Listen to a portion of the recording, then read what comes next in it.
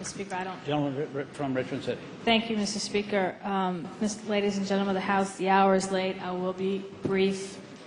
I have a son who gets to eat solid food for the first time tonight. And it's really for him and all the children like him that I put this amendment in. And this amendment is to restore the second year 50% hold harmless funding for the local composite index that the governor recommended be taken out of the budget. And, Mr. Speaker, here's why. Now, I recognize every 2 years when the formula is redone that there are winners and there are losers, and that's part of what happens with this formula. But the last adjustment was so extreme for some of our localities, about 97 of our localities, that it really put those localities between a rock and a hard place. We're talking about, for Virginia Beach, $7.3 million, Chesapeake, $5.5 million, Chesterfield, $1.7 million, City of Richmond, $5.5 million.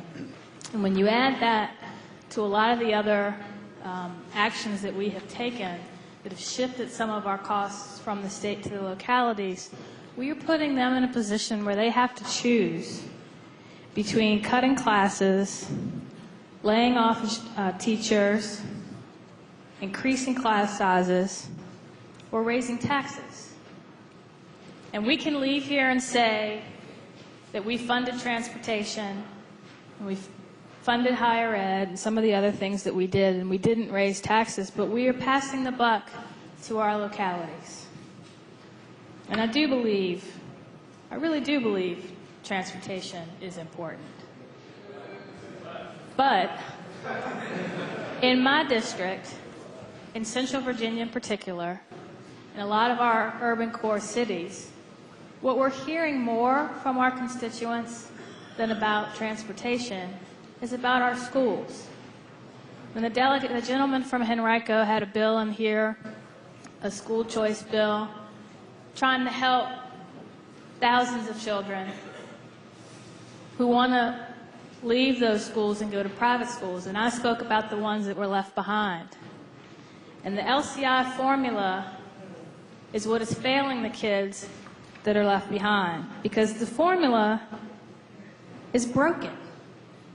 The formula, just for Central Virginia, says that the city of Richmond is a richer locality than Henrico and Chesterfield.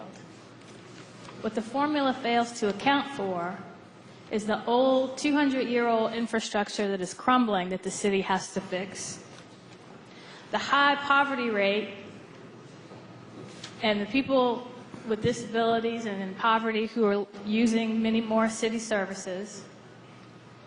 In the suburban areas, the formula does not account for the rapid growth that you have had and the infrastructure that you need to put in place, your localities need to put in place to address that.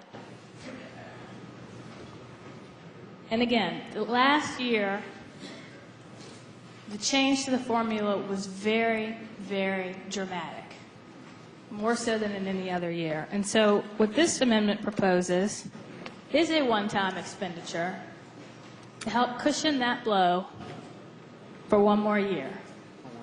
And I ask that we adopt this amendment. Thank you, Mr. Speaker.